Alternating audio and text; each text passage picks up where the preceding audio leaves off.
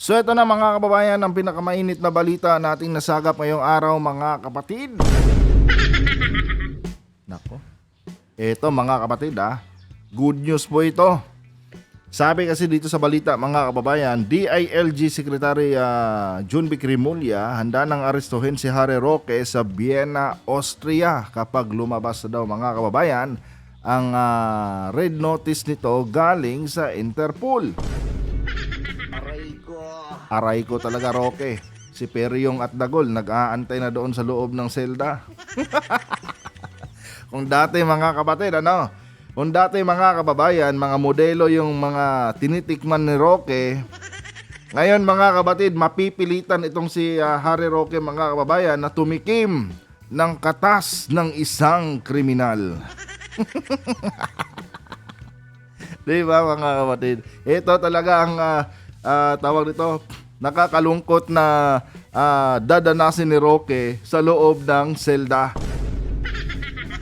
And ito mga kapatid kulang po mga kababayan ng 100 taon para pagdusahan itong ni Harry Roque mga kapatid lahat ng kanyang mga kasalanang ginawa dito sa loob ng ating bansa. Aray ko talaga Roque. Sa video nito mga kapatid at atin pong tatalakayin din yung iba't ibang mga kaso na isinampa mga kababayan laban dito kay Harry Roque. And tignan natin mga kapatid kung makakapalag pa ba itong si Harry Roque kapag siya po ay pinusasa na at pinauwi dito sa bansang Pilipinas. Kaya kayong mga DDS, simulan nyo nang magdasal sa inyong Diyos na si Kibuloy. Nasa kulungan din. Dahil itong si Roque wala nang kawala ito. Ang ibig sabihin nito mga kababayan, 1 DDS down. Kasi nga alam naman natin mga kapatid na itong si Harry Roque ay isa po ito sa mga haligi sa loob ng partido ni Duterte. And I'm sure mga kababayan itong si Sal Salvanelo mga kapatid ay matutuwa dito sa balitang ito.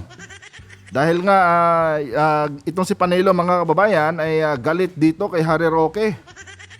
Kasi nga ilang beses na niyang pinahamak mga kapatid itong si former President Duterte sa kanyang mga press statement. Na kung saan mga kababayan, isa po ito sa mga naging dahilan kung bakit nasa kulungan ng Hague mga kapatid itong si dating Pangulong Duterte. Pero bago tayo magpatuloy mga kababayan, huwag niyo po sana kalimutang i-like ang ating video ngayon para i-share pa po ni YouTube sa iba pang hindi pa nakakapanood itong ating video. So for context mga kapatid, panoorin muna natin ang balitang ito at bigyan po natin ng ating personal na opinion at reaction. We're talking about Harry Roque. We talked to him about Yes, that. ayun ang best Secretary. friend namin ni best friend namin ni Ronald yan But nakausap po namin siya and he says it's not true that his passport was canceled. It is cancelled. I'm definite about it. Ito kasi si Roque mga kapatid, saksakan ng sinungaling yan. Hindi talaga niya aaminin yan sa harap ng mga DDS mga kababayan na nakansela na po itong kanyang passport. Bakit kamo mga kapatid? Siyempre gusto niyang lumabas na lagi siyang panalo sa lahat ng argumento. Kahit deep inside mga kababayan, talo na pala siya. Ganyan yan si Roque.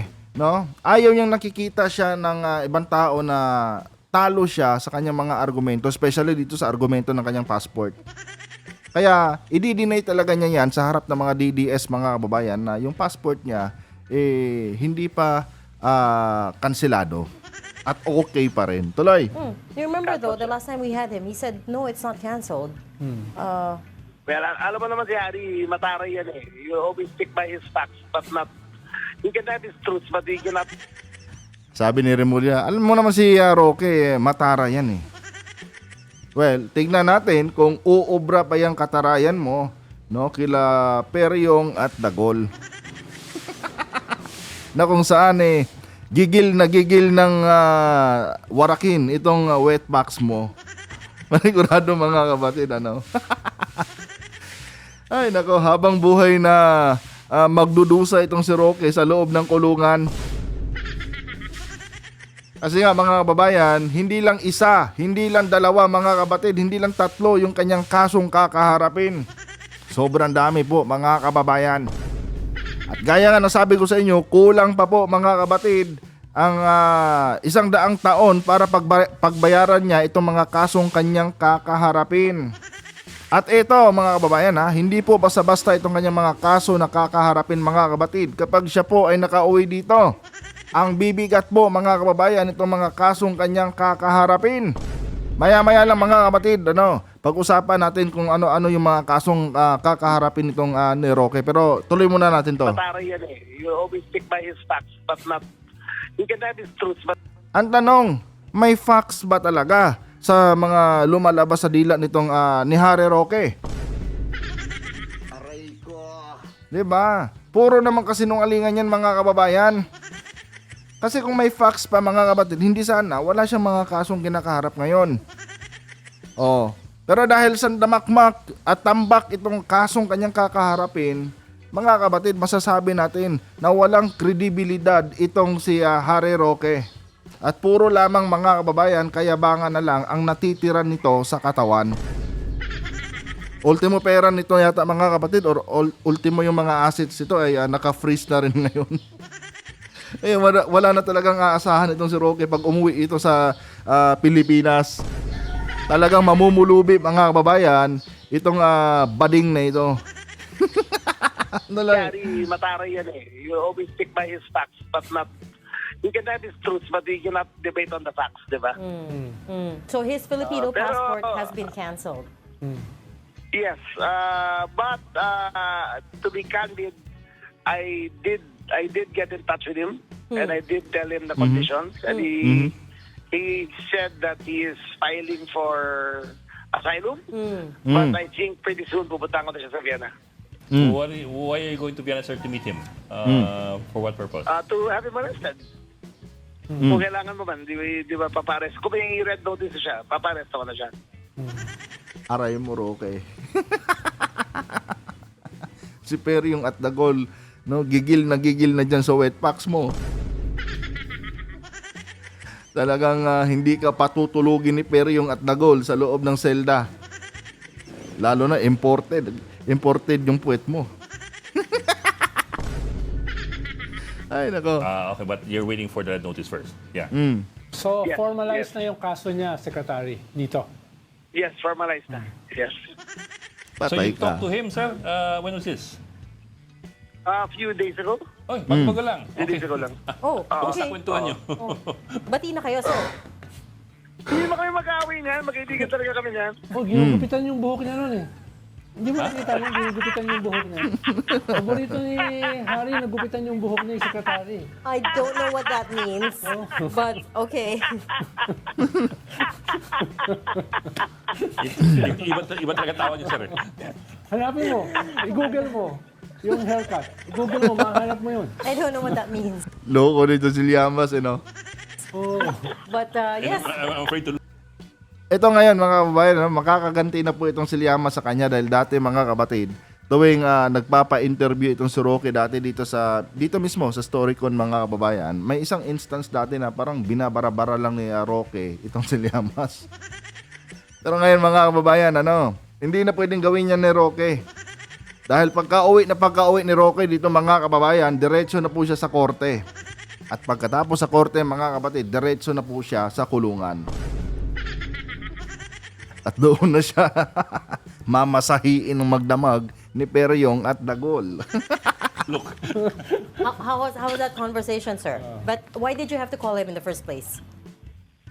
Ano yun eh, when I looked at the files, na-cancel ang passport niya, tinawagan ko na siya. Sabi ko, Father, cancel ang passport mo. Baka lumabas yung red notice mo, huwag ka magulat kung arresto yun na kita. So, fair notice na lang, gunan ako sa kanya. What did he say? Well, sabi niya, hindi, may petition for review pa ako, marami siyang, hindi ko maintindihan, basta dami niya sinasabi. Alam mo, abogado ko magbaliwanag, ang haba eh. Di ba? Yes, sir. But if I Alam mo, pareho ko lang naman si Ronald. Kami ni Ronald. Ropor kami pareho nito. Basta abogado magsasalita, nakatuhangan na lang kami. Di ba? Wala na kayo proof maintindihan. talaga. As long as pending kanyang application for asylum, You hindi can't siya touch pwedeng him. galawin. Hindi siya pwedeng It arrestuin. is something like that. Actually, I will let the lawyers so that Hindi ko lang alam mga kababayan kung approve na po itong asylum na ina-apply ni Roque. Sa pagkakaalam ko mga kapatid, parang hindi pa yata, no? Wala pa yatang asylum itong na-approve. Kaya patay ka Roque. Talagang panggigigilan ka nila ko ano, manggigigil talaga sa'yo ng magdamag si Peryong at Dagol niyan. Lalo na't matagal-tagal ka na dyan. Nako. department decide on the legality of what he said. I'm just giving him fair warning. Nakalumabas sa red notice, pupunta ka na siya. Ano naman yung indication there that you might get that red notice as well? Well, we're on the application. Again, it's a process, so we applied already. But as far as you're concerned, basta may red notice with or without an application for asylum, he can be picked up. Yes, he can. At least as far as you're Yes. concerned. May mga iba't ibang variables Yes. yan eh. No? Yes. Pwede naman kasi government to variables. government eh. No? Kahit wala tayong extradition treaty. Pero hindi ko alam. Alam ko, Austria baka meron eh. No? Yeah, Austria. Oo, oo. Katulad dati si Ronald, sino ba yung communist leader natin na si Alan Doni ba yun? Yung nasa Vienna rin? Oo. Nasa Netherlands? Oh, si Joma, Si at saka Joma. si Alandoni, at saka si Joma. Fidel Kawili. Pero dalawa sa kanila, Kahit namatay may na warrant of arrest tayo, Oo. hindi natin makuha eh, di ba? Binigyan siya ng asylum. Yung kasi nag-grant ng asylum. Hindi, tsaka halimbawa, yung dalawa ron, si Fidel Kawili, tsaka si Joma, na pumanaw na, ay binigyan na ng citizenship sa Spain eh. Okay. In-invoke nila That's yung window na pag ikaw ay yung ancestors mo ay citizen Dual nung panahon- citizen pala si Jama? Hindi, Yes. dahil nga ron. Yes, In-invoke he nila. was given the dual. Tsaka ito mga kapatid madali po kasing makakuha ng citizenship mga kababayan sa Spain, lalo na kung may pera ka. Napakadali mga kapatid. Mag-invest ka lang ng isang property doon, automatic mga kababayan, pwede ka na makakuha ng citizenship doon. No? Exclusive po yung kuha na yan mga kababayan para sa mga Pilipino. Yan po ay exclusive mga kapatid. Kaya pag ikaw ay isang Pilipino, may marami kang pera, tapos nag-invest ka tulad ng mga real estate nila doon, no, at na-acquire mo yung property na ilagay sa pangalan mo, automatic mga kapatid, no, citizen ka na kaagad ng Spain. No, yun po yung nabalitaan ko mga kababayan sa isang article na ating nabasa. Tuloy. Citizen. So, dati, nireject yung asylum niya ng Netherlands. No? Pero hindi siya pwedeng lumabas ng Netherlands. But Secretary Remulla, so you called Attorney Roque to give him a heads up na baka lumabas na yung red notice niya and you might have to arrest him. Aren't you Yes. worried that he might make a run for it? Or baka hindi niya na He mahanap? can't. His passport is cancelled eh. He cannot But- get out of... But he can move around the Vienna. EU. Ibig sabihin mga kababayan, did end na pala kay Roque itong kanyang pagstay ngayon sa Vienna, Austria. Aray ko, Roque. Kasi nga, wala na siyang passport. No? Hindi na po siya pwedeng pumunta pa sa ibang lugar mga kapatid. Kaya kahit tawag dito, kahit alam na niya ang kahihinatnan niya, wala na siyang kumbaga mga kapatid, wala na siyang exit. No? Wala na siyang ibang choice kundi tanggapin ito. 'Di ba? Kasi nga mga kababayan, wala na siyang passport na magagamit niya. Oh. So ngayon mga kababayan, para bang nag-aantay na lang si Roque kung kailan siya susunduin doon ni Remulla. Kawawang Roque talaga. Wala nang tutulong, no? Kasi nga mga kababayan yung tawag nito, itong sila Sara Duterte medyo medyo focus din sila dito sa kaso ni PRRD. And I don't think so mga kababayan na mag-i-extend ng kanilang financial support itong mga Duterte, no, para dito sa kay Roque. Kasi nga mga kapatid, medyo malaki-laki din yung gastusin ng mga Duterte dito sa sa defense mga lawyers nila Duterte sa ICC. masyadong kuha na yun, ano, masyadong mabigat yung bayarin nila doon sa Defense Council ni Digong, kaya wala na, I'm sure walang aasahang financial support itong si Roque, mga kabatid. And kung magkaganon, mga kababayan, no, at nauwi na siya dito sa Pilipinas, sa tingin ko, mga kabatid, baka mga pau na lang ang magiging abogado ni Roque. Wala na siyang kakayanang mag-hire ng mga bigating abogado.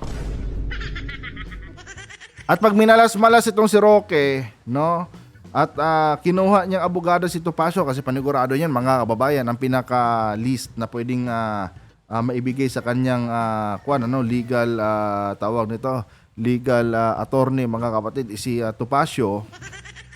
Pag minalas-malas itong si Roque at kinagat niya itong offer ni Topacio sa kanya later on, panigurado 100% mga kapatid, sa kulungan na talaga ang bagsak ni Roque. Kahit isang beses, mga kababayan, hindi pa po, no, naipanalo ni Topacio, mga kapatid, itong mga tawag nito, mga connected na tao kay Duterte na kanyang inabugaduhan. Si Kibuloy nakulong, si Digong nakulong, si tawag nito, si Alice Go nakulong, si Cassandra Ong nakulong. Lahat niyang mga yan, mga kababayan, na inabugaduhan po ni Roque, mga kapatid, sa kulungan. Ni Topacio, sa kulungan ang bagsak. Sunod ka na, Roque. Or He no? cannot. He He has- cannot. He cannot enter hotel. He cannot enter. Wala sa credit card transaction. May hirapan siya umikot talaga. But Nako. sir, didn't you just telegraph your moves and forewarn a potential fugitive? No, he knows naman. He's known of that all along. Diba? What do you- The man is smarter than me. He knows what his predicament is. Diba? There's nothing telegraphed. What do you mean about the credit cards? Were his assets frozen? Yes, everything. Nako, mga kapatid, confirm nga. Lahat ng asset ni Roque naka-freeze na po. Di ba? Kung ako sa'yo, Attorney Harry Roque, dalawa na lang ang pwede mong gawin kapag ikaw ay napauwi dito. It's either na abogaduhan mo na lang yung sarili mo or tanggapin mo yung i-offer sa yung abogado ng gobyerno. Wag mong tatanggapin, no, kung sakali mang offeran ka ni Topacio. Mapapadali lang. Mapapadali lang ang pagkikita nyo ni Dagol at Peryong. Isang gabi ka talagang hindi patutulugin ni Dagol at Peryong sa loob ng selda yan. Ay nako. Ito kasi, mga kapatid, ang mga kasong posibleng kakaharapin ni Roque. Ayan dito sa Google, mga kababayan, ang unang kasong kakaharapin niya ay itong qualified human trafficking. Ito ang pinakamabigat na kasong kinakaharap ni Roque na inihain sa korte. Nako, mga kapatid. And ito pa, land grabbing. Land grabbing, mga kapatid. Falsification of public documents. Pinag-aralan ng Bureau of Immigration ang pagsasampa ng kasong ito dahil sa hinihinalang gumamit si Roque ng mga peking dokumento. Patay ka dyan, Roque. Tapos, contempt of Congress. Bagamat binasura ng Supreme Court ang kanyang petisyon laban sa arrest order ng House Committee noong March 30, 2026, dahil sa pagiging moot nito matapos ang pagdinig ng komite, nananatili ang record ng kanyang pagtanggi na isumite ang mga nasampinang documents tungkol sa kanyang yaman. Yan pa pala, mga kapatid, kaya isa to sa mga dahilan kung bakit na-freeze yata yung kanyang mga asset, no? Dahil nga bigo siyang patunayan sa taong bayan, mga kababayan, yung kanyang mga yaman na na-acquire. Dahil questionable yung kanyang yaman, mga kapatid, yun na nga. Baka yun yung dahilan, no, kung bakit ito freenies. Dahil, syempre, mamaya niyan, lulustayin yung pera. Yung pera pala na yan, hindi naman pala dapat sa kanya napunta. Dapat pala sa gobyerno. 'Di ba? Kaya ngayon, mga kapatid, muy palaboy talaga ang muka ni Roque kapag umuwi yan dito sa Pilipinas. Anyway, mga kababayan, yun lang naman, no? Shinare ko lang sa inyo, mga kapatid, itong balitang ito. Dahil sa wakas, mga kapatid, mababawasan na rin ang mga salot sa lipunan. Yan, alam naman natin, mga kababayan, kung gaano ka laking salot itong si Roque.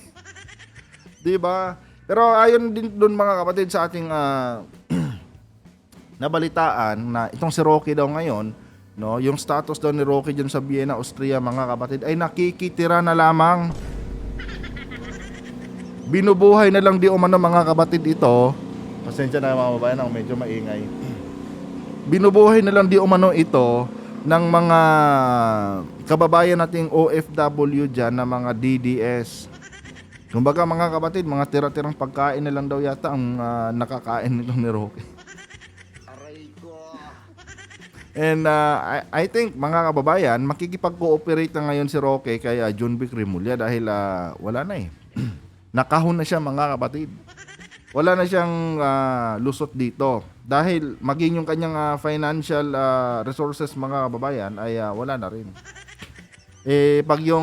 Pag ganyan na fugitive ka, pag ganyan wanted ka, tapos yung mga assets mo na freeze, mga kababayan, no? Para ka na ring para ka na ring kumbaga, para ka na rin nagpapatiwakal dyan eh. No? Kapag lumaban ka pa. Dahil, mga kapatid, wala na eh. No? Pera lang naman ang nagpapagalaw sa kanila. 'Di ba? Ngayon, kung wala na silang pera, hindi na sila makagalaw. Kaya yun, mga kababayan. Huwag kalimutang i-like ang ating video, mga kapatid, at mag-subscribe na rin kung hindi ka pa nakapag-subscribe. No? At i-turn on ang notification bell para maging updated sa bawat balitang ina-upload natin dito sa ating YouTube channel. Hanggang dito na lang. Adios.